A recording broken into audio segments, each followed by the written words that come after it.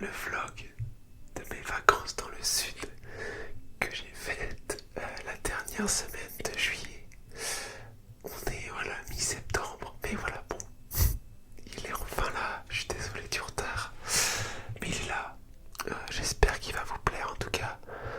Voilà, comme je vous ai dit, je fais Montpellier, Sète et Nîmes dans ce vlog, donc voilà, n'hésitez pas à faire vos retours, me dire si vous avez déjà visité ces villes-là, ce que vous en avez pensé si c'est le cas. Et voilà, bon vlog à vous. Ciao les amis. Alors, bon, pour vous expliquer un petit peu ces vacances à Montpellier et dans le sud de la France, ça s'est décidé au dernier moment, 2 jours avant je crois. Bon, de base, je voulais cette semaine-là partir à l'étranger. Avec le Covid et tout ça, les restrictions commençaient à y avoir dans certains pays, comme par exemple l'Espagne, le Portugal. Je n'avais rien réservé. J'ai passé ma semaine à l'île d'Oléron, comme vous avez pu le voir dans le vlog précédent qui est sorti déjà il y a un petit moment. Je me suis dit bon, je vais peut-être rester en France, mais il faut que je parte. Enfin, en tout cas, j'ai envie de partir. J'avais quelques petites idées en tête. Marseille, Montpellier, le sud quoi. Et donc bon, mon choix s'est tourné vers Montpellier. Je suis donc parti le mardi 27 juillet à 9h32 précisément. J'y suis allé en train au départ de Angers. Et je suis arrivé à 16h18 à Montpellier.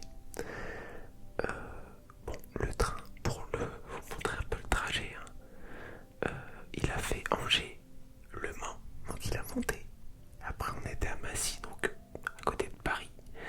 Puis on est descendu à Lyon, Valence en dessous, Nîmes et Montpellier. Je crois bien qu'on a fait ça dans ce sens-là. Donc bon, j'ai fait un peu le tour de la France, mais je suis arrivé du coup à la gare de Montpellier, voilà, que vous pouvez voir sous vos yeux actuellement. J'avais pris un hôtel, une chambre d'hôtel, allez, même pas 500 mètres à pied. Donc autant vous dire que je suis vite arrivé à l'hôtel. Donc voilà la chambre que j'avais. Donc ici vous avez la salle de bain avec toilette et douche. Voilà, la douche était plutôt grande en vrai.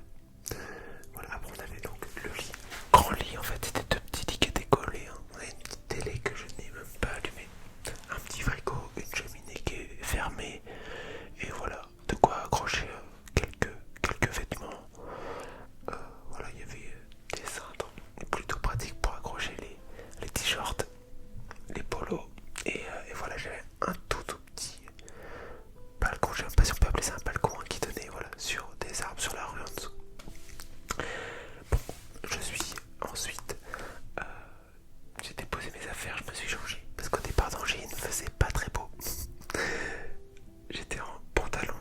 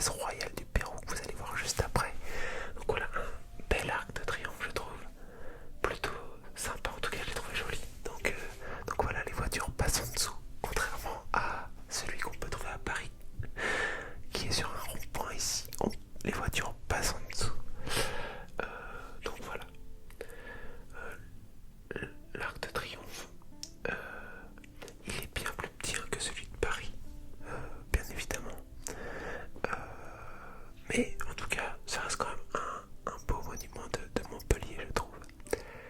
Comme je vous ai dit juste après, il y a les jardins du Pérou, la place royale du Pérou, avec tout au bout de cette place ce beau château d'eau. C'est un château d'eau.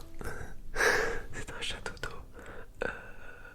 On n'a pas l'habitude de voir des châteaux d'eau de cette forme-là, mais il est vraiment très sympathique.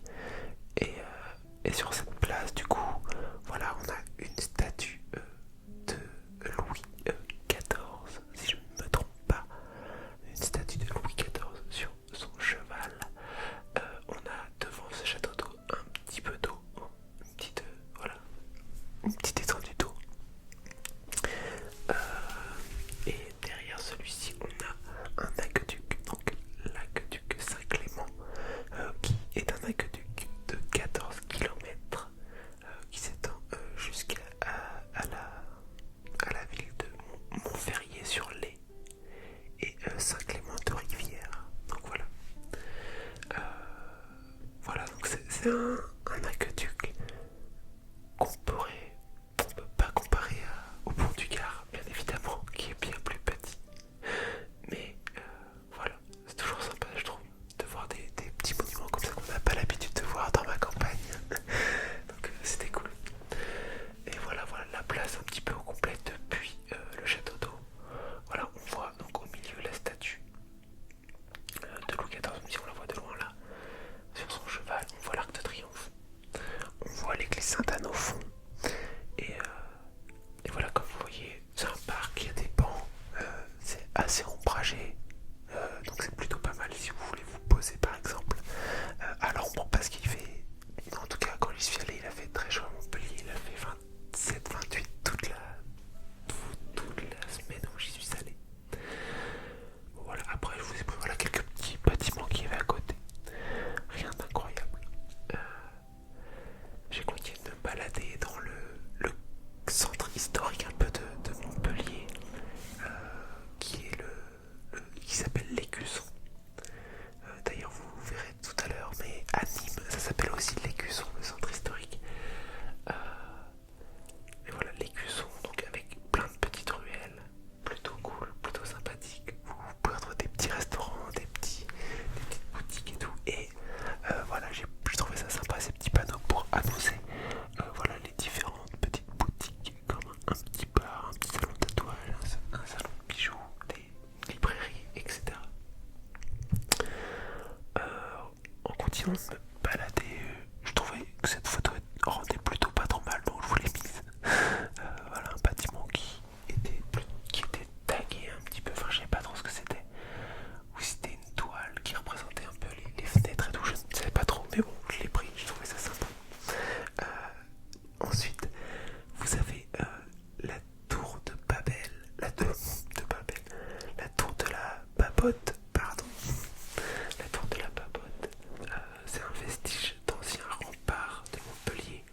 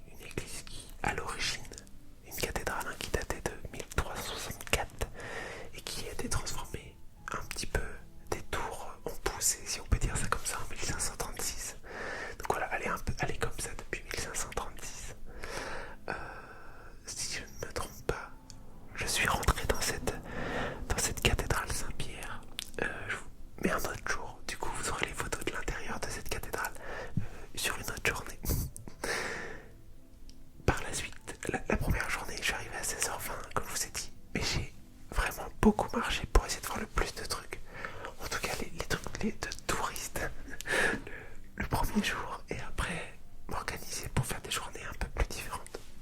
Comme j'y restais 4 jours complets. Donc voilà. Je suis ensuite parti au jardin des plantes. Donc je vais pas vous décrire tout ce que j'ai pris comme photo, les différents types d'arbres. Vous pourrez les voir, ils sont plutôt sympas. En tout cas, il y en a vraiment des traits particuliers qu'on retrouve pas partout. Mais c'est le but aussi de ces endroits.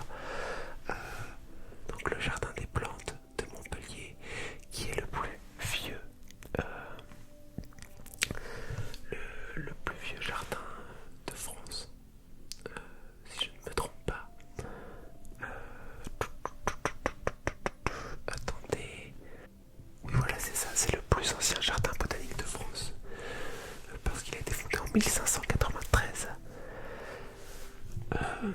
par Pierre Richer de Belleval.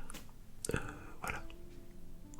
Et donc, c'est Henri IV qui avait décidé ça, mais il l'a confié à Belleval en tout cas. Vous avez une statue de ce fondateur à un moment là, dans les photos qui défilent. Et du coup, ouais, c'est le plus ancien devant lui de Strasbourg, lui de Paris et lui de Caen. Vous pourrez retrouver en tout cas là-dedans pas mal de trucs. Il est vraiment grand. Je ne sais pas si j'ai la taille là. Mais en tout cas, je l'ai trouvé vraiment grand. Il y a différents types de... Il est séparé en différentes parties. Vous avez la partie plutôt jardin anglais. Il y a des serres mais qui étaient fermées au moment où je suis allé. Il y a pas mal de... Voilà, il y a de la diversité un petit peu dans les différents endroits de ce jardin. Je ne sais plus ce que c'était, j'ai pas pris en photo la pancarte qui avait à côté, mais l'arbre là qui est à côté de la statue là, avec la petite boule en bas de l'arbre, j'ai trouvé ça vraiment particulier, vraiment sympa. Donc voilà, le jardin est maintenant est géré par l'université de Montpellier. Il y a toute une partie qui était ouverte en fait à des horaires un peu particulières, juste de 14h à 16h je crois, ou des choses comme ça, 2-3 jours dans la semaine. Donc j'y suis pas allé à ce moment là, mais il y a une partie qui est réservée à l'université, hein. Même si c'est l'université qui gère tout le jardin apparemment, de ce que j'ai pu comprendre, mais il y a une partie qui est encore plus réservée à l'université où voilà, ils doivent, je sais pas, peut-être planter des trucs en particulier, je ne sais pas, j'ai pas pu y aller. Et je crois que c'est la fac de médecine même qui s'occupe plus de ça, je crois. Voilà. En me baladant, je suis passé en tout cas devant ce beau bâtiment qui est la Cité internationale de la danse. Je ne sais pas, je n'ai pas fait de recherche là-dessus, je vous avoue, mais je trouvais la forme de ce bâtiment plutôt jolie, donc je vous l'ai mis. Je suis quelqu'un qui prend vraiment beaucoup de photos. En vacances, c'est une catastrophe. J'ai dû trier tellement de photos pour vous faire ce vlog. Pour ça d'ailleurs qu'il soit un peu en retard. Et ensuite, bon, du coup, j'ai été manger. Je me suis fait petit burger pour le premier soir. Voilà, burger frites. Et puis, comme vous pouvez le voir, j'ai fait 15 km sur la première journée. Là, on est arrivé à 16h. Quelle heure? Je vous ai dit 16h20. Donc voilà, petite balade. Voilà, j'ai fait un petit peu le tour des monuments que j'avais vus sur internet. Concernant cette deuxième journée à Montpellier, j'avais envie du coup d'aller visiter quelque chose aussi que j'avais vu sur internet, du coup un quartier particulier de Montpellier qui a une architecture différente de ce qu'on peut voir dans le centre historique ou dans le plein centre-ville en fait. C'est le quartier Antigone, qui est une architecture plutôt gréco-romaine, de la Grèce antique un petit peu. Voilà. Alors, au début de ce quartier, on a Polygone, qui est un grand centre commercial avec la Fnac, la Galerie Lafayette. Qu'est-ce qu'il y avait d'autre? Je ne sais plus. Je suis juste rentré dans la Fnac, je crois.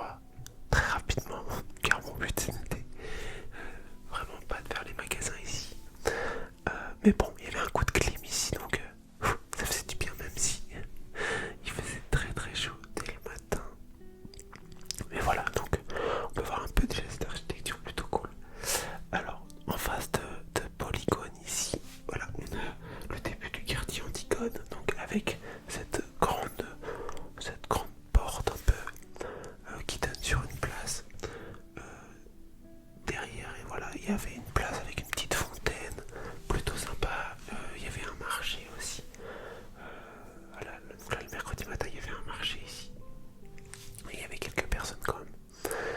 Un marché. Donc j'ai traversé tout ça, donc tout un quartier avec des bâtiments, comme vous pouvez voir un petit peu sur les côtés, je trouve plutôt moderne en fait, même si ça s'est inspiré de l'architecture grecque, de la Grèce antique. Vous voyez, je trouve que ça fait plutôt moderne et je trouvais ça vraiment pas mal.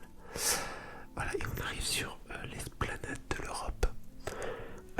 Donc voilà, avec une très très grande esplanade, je vous l'ai prise en vidéo rapidement. J'ai fait un petit tour sur moi-même pour vous montrer un petit peu cette esplanade avec ce bâtiment qui est très très long. Sur la gauche, vous avez l'hôtel de région, donc qui est tout vitré, très joli, où il y a le conseil régional dedans par exemple.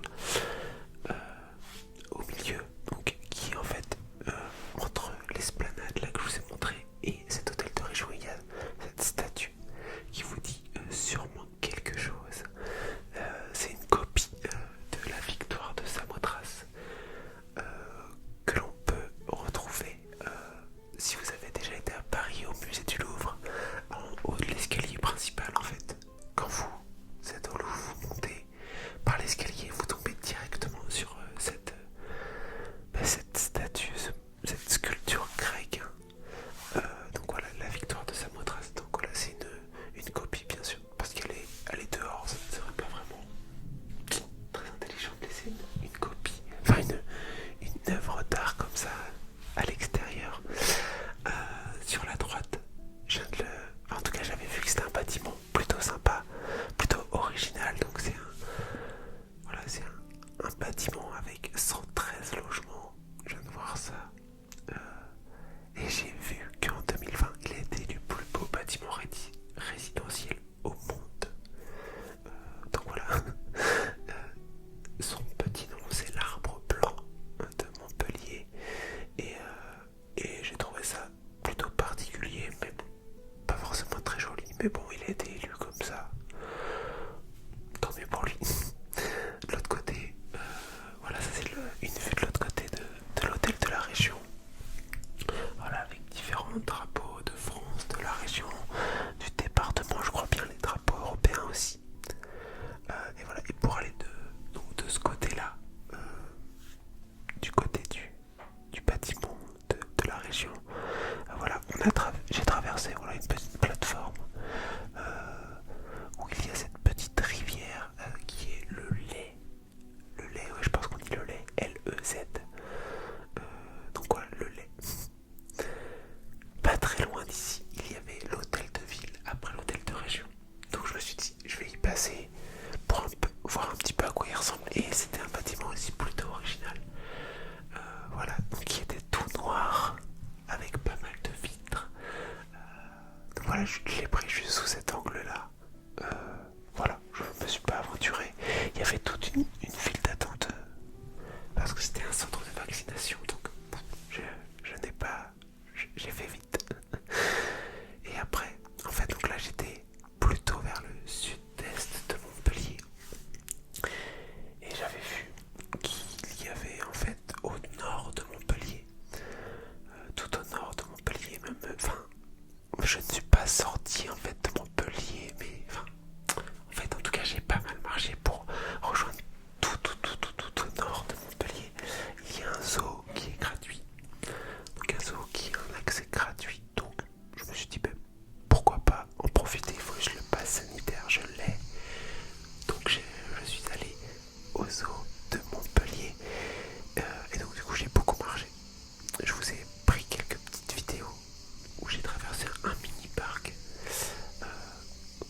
Comme vous pouvez l'entendre, les cigales étaient présentes. C'était la première fois, oui, vous devez l'entendre de la vidéo parce que dans la première vidéo il n'y avait pas encore le bruit des cigales, mais là il était bien présent.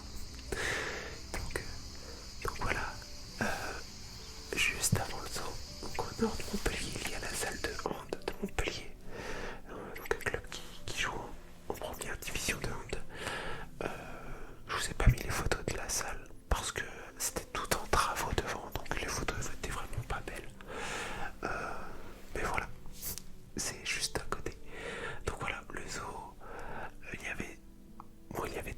marché, il y avait quand même une bonne partie d'ouverte, mais alors je ne sais pas pourquoi, et pourquoi ils justifient ça du fait du Covid. Parce que, bon, en plus pour rentrer il faut le pass sanitaire, mais il y avait, je pense, 2 tiers du zoo qui était fermé en fait, où c'était impossible d'accéder. Bon, du coup, voilà, je vous ai pris des girafes, des zèbres, et sur le côté, je ne sais même plus ce que c'est comme animal. Mais voilà. Bon, là, cette petite vidéo, je crois que je l'ai prise au sein du zoo, ouais, je crois que c'était au sein du zoo. Donc voilà, c'est un zoo plutôt, bah, tu te balades, t'as l'impression de te balader un peu en forêt, un petit peu, même si la route est goudronnée, mais voilà, avec le bruit des cigales, tout le temps, tout le temps, tout le temps. Dès que tu sors de la ville, là, tu l'entends tout le temps. En fait, au bout d'un moment, tu l'entends même plus. Vous voyez là, donc je sais pas si vous voyez bien, n'hésitez pas à faire pause si besoin. Et du coup, j'ai ajouté une petite photo là sur la droite avec une cigale qui était posée sur un arbre là, sur l'écorce d'un arbre. Donc voilà à quoi ça ressemble ce petit insecte qui fait tellement de bruit quand il est accompagné. Donc voilà, là on retrouve la cathédrale Saint-Pierre. Je suis redescendu en fait sur Montpellier après. Mais comme j'étais très loin en fait, bon ben j'ai beaucoup marché, pas forcément vu beaucoup de choses intéressantes. Je suis passé un petit peu, j'avais l'impression de passer du coup un peu en banlieue avec pas mal d'HLM, de grands bâtiments pour aller jusqu'à ce zoo. Donc c'est pour ça que je vous ai dit que c'était, je pense, limite hors de Montpellier pour accéder à ce zoo qui était tout au nord. Vous verrez sur la carte juste après où est-ce que j'étais rendu. Et du coup je suis redescendu sur Montpellier. Donc là je vous ai remis la photo de la cathédrale Saint-Pierre pour vous montrer que je suis rentré dedans. Donc il y a un orgue d'un côté comme quasiment partout j'ai l'impression. Et voilà un peu l'architecture intérieure de cette cathédrale.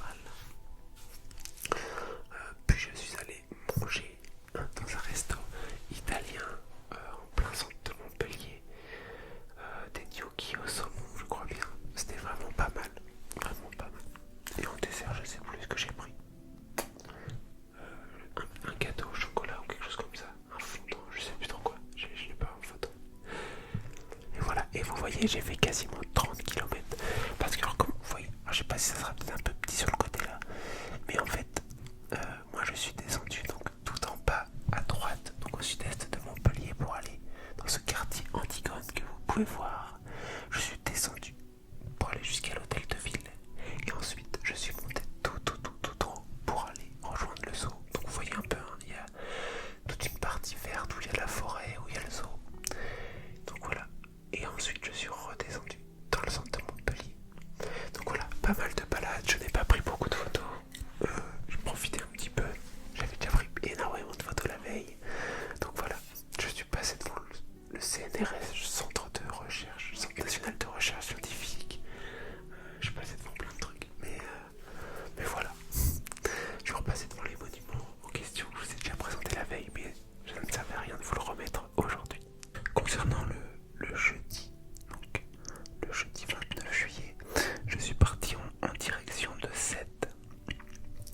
J'ai pris le TER pour y aller depuis Montpellier. Je crois que j'avais 10 ou 15 minutes. Ouais, 10 minutes je crois de TER. Et je sais pas si je vous en ai parlé avant dans la vidéo. Mais l'été, si je crois que je vous en ai parlé l'été, hein, les TER étaient à 1€ pour les jeunes jusqu'à 25 ans. Du coup, j'en ai profité 1€. J'ai pris mon petit billet direction Sète. Donc Sète qui est du coup une ville qui est au bord de la mer. Donc voilà, ça m'a permis de voir un petit peu la mer dans le sud, la mer Méditerranée. Même si je ne l'aurais pas vu en vrai, ça ne m'aurait pas forcément dérangé. Je l'avais vu à l'île d'Oléron, mais bon, là cette fois c'était la Méditerranée. Donc voilà, c'est pas mal escarpé. On peut grimper, je vous montrerai après. Je suis monté au Mont Saint-Clair. Et voilà, donc il y a moyen de pas mal se balader, visiter des petits trucs, j'ai trouvé ça cool. J'ai longé un petit peu la mer, je suis tombé sur ce restaurant, enfin c'est un restaurant, et juste derrière ça il y a le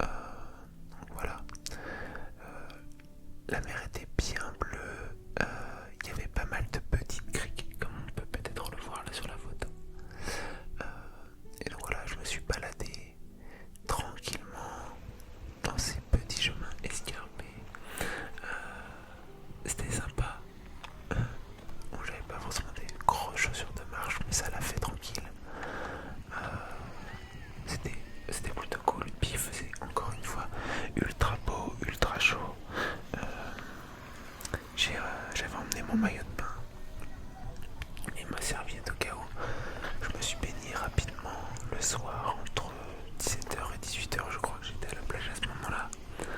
Parce que c'était pas forcément ma priorité en venant ici d'aller à la mer. Mais du coup j'avais un petit peu de temps, je ne savais plus quoi faire, donc je me suis dit allez. Donc voilà, comme vous pouvez le voir, par la suite, donc j'ai marché tout un moment le long de la mer. Et après je voyais ce point culminant en haut. J'avais vu qu'il y avait un point culminant qui donnait la vue sur tout Sète et sur, comment on appelle ça, vous savez, tout l'étang de Thau. Voilà, on a une petite vue un peu sur l'étang de Thau et sur toute la ville de Sète, donc c'est plutôt cool. Alors, j'ai pris une petite vidéo en train de monter. Je vous avoue que ça grimpait vraiment raide. En fait, j'ai trouvé ça vraiment raide. Je suis parti du coup de la mer, donc du point zéro. Le point culminant est à 183 mètres, je crois, de ce que j'ai vu. Donc ça fait pas énorme comme ça en vrai, parce que rien que chez moi ici quand je cours, ça m'arrive de monter plus que ça, mais là j'ai trouvé ça vraiment raide. Alors, après il y avait la chaleur aussi, mais genre vraiment c'était raide. Et voilà, et arrivé en haut, tu vois cette vue sur l'étang un peu de Thau le début, puis toute la ville de Sète, le port et la Méditerranée sur la droite. Donc c'était vraiment très très beau. Je me suis posé un peu là-haut, en plein soleil, bon, et pour me reposer un petit peu, parce que bon, c'est pas que c'était long cette montée, mais un petit peu quand même. Et ensuite je suis redescendu, mais la descente était ultra raide aussi en fait. Là je suis descendu d'un autre côté, pas du côté par lequel je suis monté. Moi je suis monté plutôt par des routes. Il y a eu quelques petits chemins, quelques petits escaliers, comme vous avez pu voir un moment sur une photo, mais là je suis descendu de l'autre côté qui donne, où tu redescends directement dans la ville. Et là j'ai l'impression que c'était encore plus raide à descendre qu'à monter. Et tu pouvais facilement te laisser emporter par cette descente. Voilà, une fois arrivé en bas, en plein centre, j'ai trouvé des petits tags sur les murs, donc je les trouvais beaux. Je les ai pris en photo. Je prends beaucoup de choses en photo. Et ensuite, il y a un parc en plein centre de la ville, le parc Simone Veil. Donc, c'est l'unique parc urbain de la ville. Avant, ça s'appelait le jardin du château d'eau. Ok, et puis il a changé de nom là en 2005. Donc, ce jardin, enfin ce petit parc, il a été créé à la fin du 19e siècle. Dedans, il y a plein de vieilles arbres. Il y a une grotte, il y a des bassins, il y a une fontaine.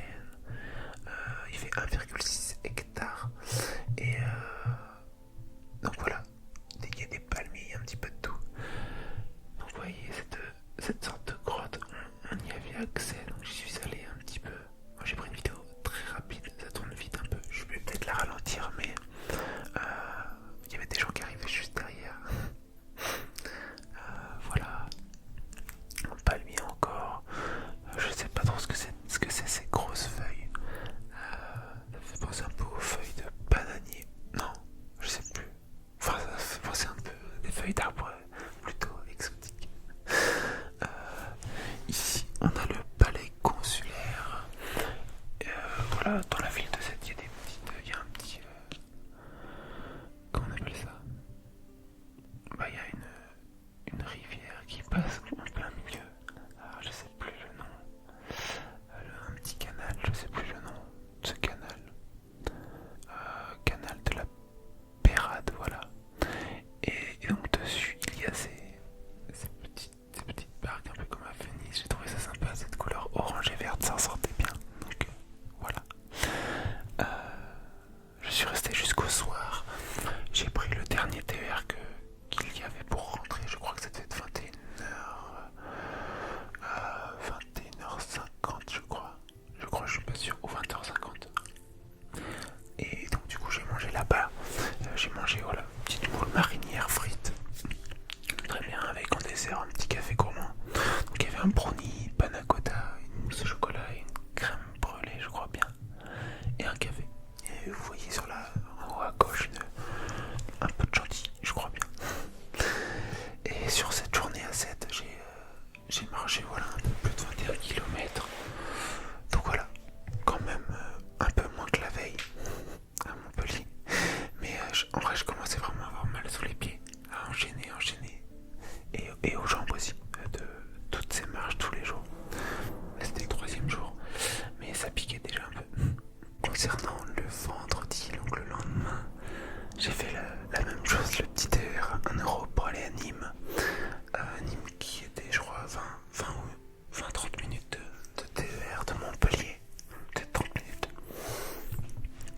voilà, c'était vite fait.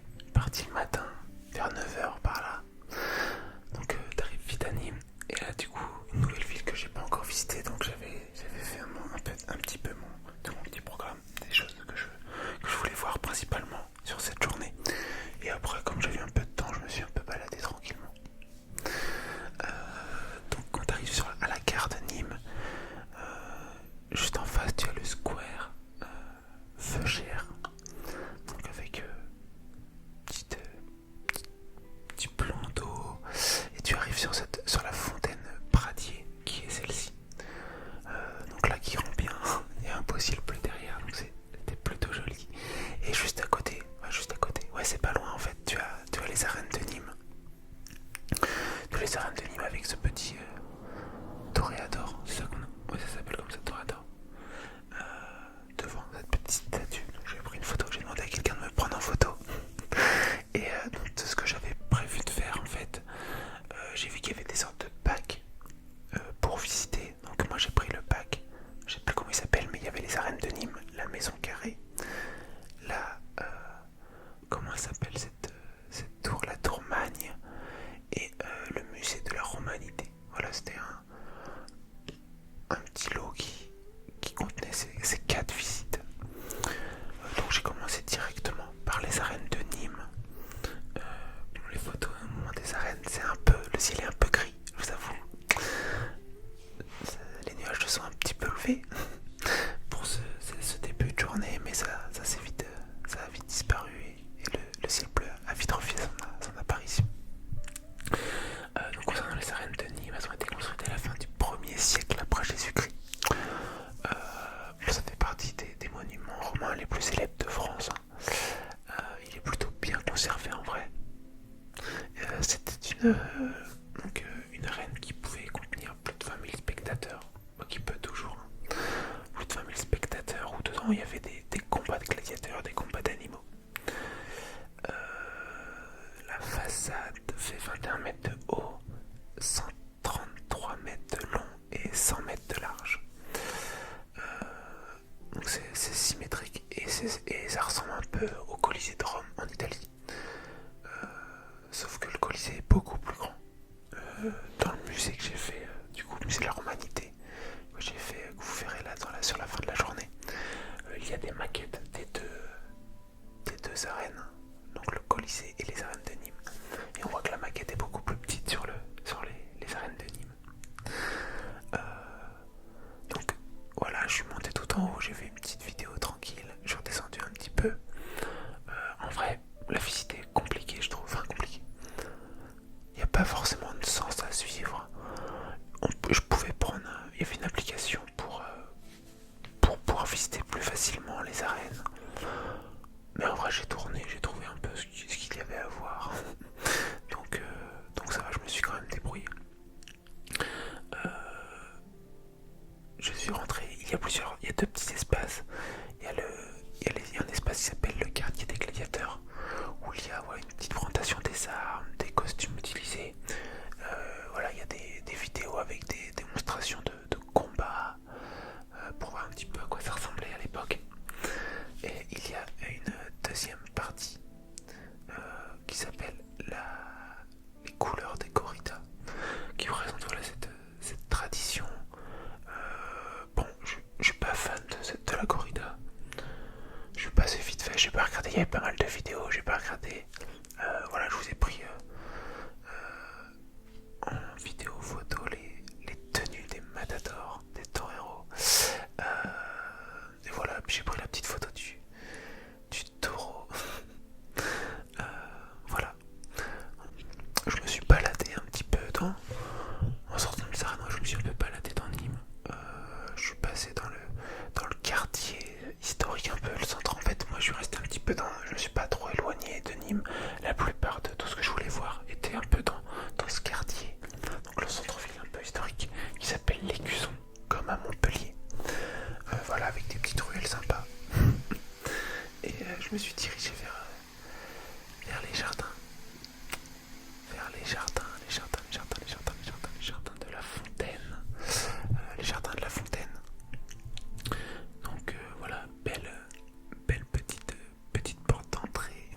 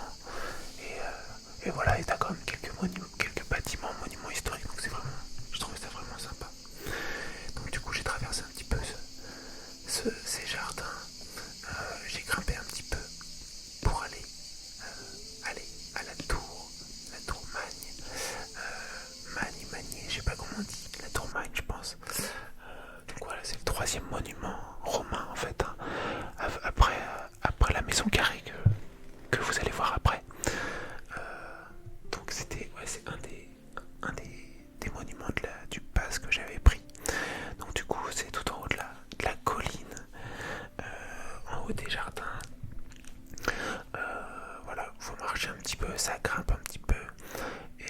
Et du coup, cette tour, c'était la plus haute de l'enceinte romaine de Nîmes. Voilà. Donc, je suis monté tout en haut. On a une belle vue. On a une belle vue.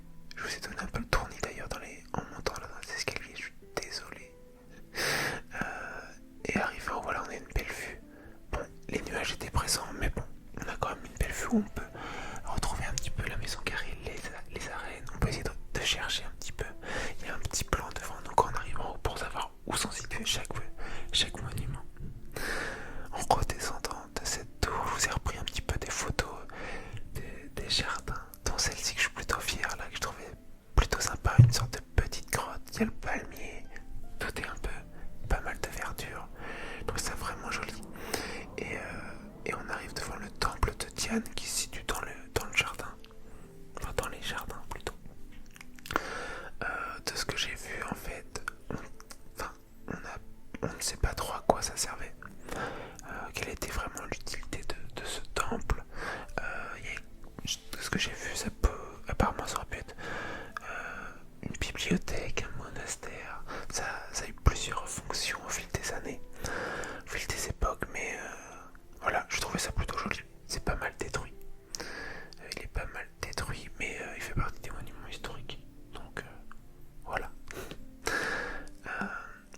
Après, je me suis redirigé vers la maison carrée. Donc la maison carrée, qu'est-ce que c'est? Voilà, c'est ça. Plutôt joli. Ça s'appelle la maison carrée. Je ne sais plus exactement pourquoi ça s'appelle la maison carrée. Il y a à l'intérieur, dans le pass, il y a un film de 20-25 minutes, je crois. Un film qui explique un peu l'histoire et la fondation de la ville. Pas forcément que sur ce monument, mais sur toute la ville. Un film, donc c'est en mode film, c'est plutôt bien fait. Ça va, c'est pas foufou, mais ça va. En vrai, ça se comprend en tout cas. Ensuite, voilà les péripéties d'une famille romaine.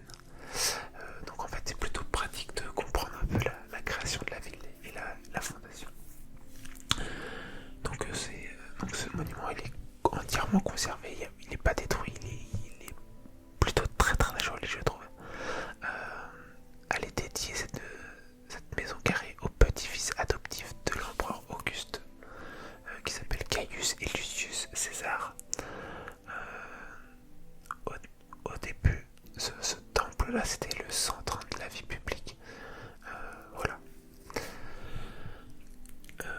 Il y a eu un grand projet de restauration qui s'est terminé en 2010. C'est pour ça aussi qu'il est en ultra bon état. Ce que j'ai pris après comme photo là, c'est le plafond. Le plafond de cette maison carrée. Plutôt joli. Alors qu'est-ce que je vous ai pris après? Il y a la cathédrale Notre-Dame de Saint-Castor de Nîmes. Voilà, une petite cathédrale catholique romaine. Ensuite, je trouvais ça joli. Il y avait de l'eau qui passait là. C'était plutôt beau. Je sais pas comment vous le décrire, je vous avoue. Ensuite, je suis arrivé sur l'église Saint-Baudile. Avec voilà une petite étendue d'eau devant. Vous voyez, le ciel bleu était complètement revenu là. C'était très joli. Je suis rentré dedans un peu comme l'église à Montpellier, voilà, où je vous ai pris l'orgue et puis l'hôtel au bout. Ensuite, j'étais moi là me balader tranquillement dans les rues de l'Écusson, où il y a la tour de l'horloge de Nîmes, qui est une tour de 31 mètres de haut, qui a l'air plutôt fine comme ça, mais qui est assez haute.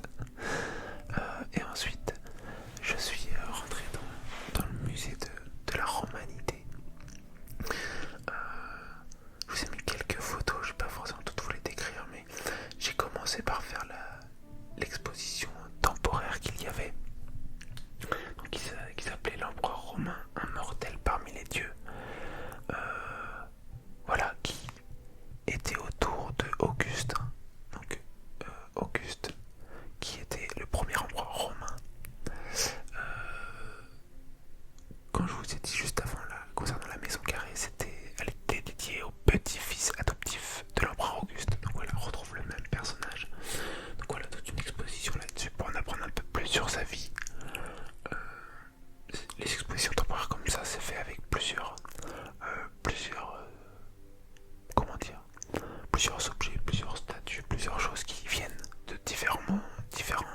musée. Donc par exemple, il y avait des choses qui étaient directement dans ce musée, là dans le musée de la Romanité, d'autres qui venaient du musée du Louvre, etc. Et ensuite, après avoir fait cette exposition temporaire, je suis rentré directement dans le musée. Le pass là incluait tout, incluait les expositions temporaires et les expositions qui sont là toute l'année. Et voilà, et donc du coup, il y avait voilà différentes choses. Bon, j'ai pas pris beaucoup de photos, je vous avoue. Ou je pense que je vous en ai pas mis beaucoup là-dedans. Bon, je sais pas si ça vous intéresse tellement, mais en tout cas, voilà, je vous ai mis les maquettes que je vous ai parlé juste avant. Donc c'est des maquettes qui ont été faites en liège par un artiste. Et donc sur la gauche, vous voyez le Colisée. Et sur la droite, les arènes de Nîmes. Et vous voyez au Colisée, il y a toute une partie.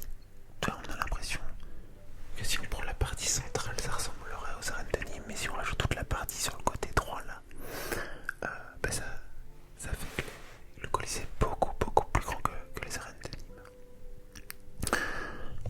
Voilà. Puis en sortant du musée de la Romanité, j'ai juste été boire un petit coup tranquillement et j'ai repris le TER direction Montpellier. Voilà, dans Nîmes, j'ai fait 21 km voilà, comme la veille à 7. Et je suis rentré du coup à Montpellier. Et je voulais, comme c'était la dernière soirée que j'avais dans le sud là-bas, je voulais en fait aller voir un petit peu comment c'était le soir à Montpellier. C'était un vendredi soir. Donc j'ai été manger à Pic-Fernand, c'est ça je crois. J'y étais jamais allé avant ce moment-là. Donc je me suis pris un petit burger, ça va, j'ai pas trouvé ça incroyable, mais ça va. Apparemment c'est une grande chaîne connue mais que je ne connaissais pas. Et ensuite j'ai été prendre un petit peu les différents monuments de nuit pour voir un peu comment ils étaient éclairés, comment ils étaient sympas. Donc là je suis passé devant le musée Fabre que je visite le lendemain, là, le samedi. Voilà, on voit la cathédrale, l'église, l'arc de triomphe illuminé. Je vous ai pris voilà, une petite vidéo là dans les rues de Montpellier. Il y avait plutôt pas mal de monde en vrai le soir là.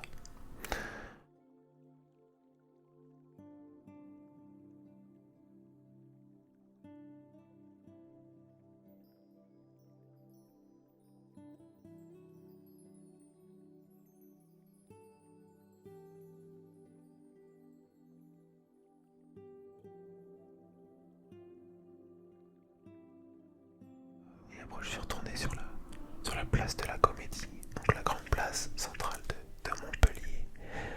Voilà pour voir les illuminations, donc plutôt sympa, il y a un peu de bleu sur les bâtiments. Voilà, je vous ai fait une petite vidéo pareille là qui va vous tourner la tête, parce qu'elle est assez rapide. Et voilà la fontaine avec toutes ces lumières. Donc voilà pour cette journée du vendredi, cette avant-dernière journée de ce vlog. Et pour cette journée du samedi, parce que moi j'avais mon train, je sais plus exactement, à 16h par là, milieu d'après-midi, non peut-être un peu avant, 15h. Je me suis dit que j'allais faire une petite journée tranquille. J'avais vu qu'il y avait le musée Fabre qui était pas mal.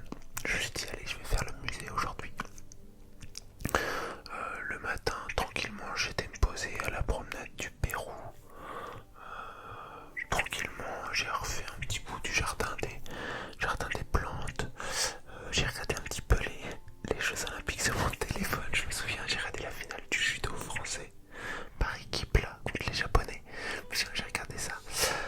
Ça m'a marqué. J'ai été manger tranquillement dans un petit bistrot, petit truc léger à base de crudités, de légumes, tout ça.